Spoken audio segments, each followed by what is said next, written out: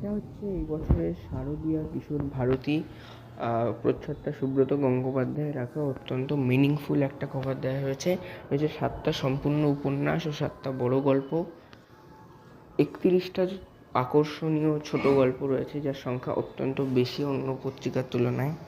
রয়েছে প্রচুর দুষ্প্রাপ্য নতুন কমিক্স, বিশ্ব সাহিত্য এবং বিভিন্ন তারকাদের লেখা।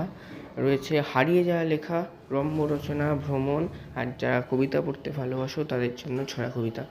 এই বছরের কিশোর ভারতীর সেরা কিছু আকর্ষণ তুলে ধরলাম।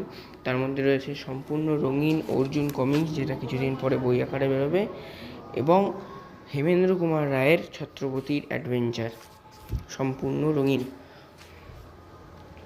এছাড়াও রয়েছে প্রচুর ঐতিহাসিক উপন্যাস, বিভিন্ন থ্রিলার, রহস্য, রোমাঞ্চ, ভূত এবং হাসির গল্প, এবং সব মিলিয়ে আমার কিশোর ভারতীতে সেরে লেগেছে 240।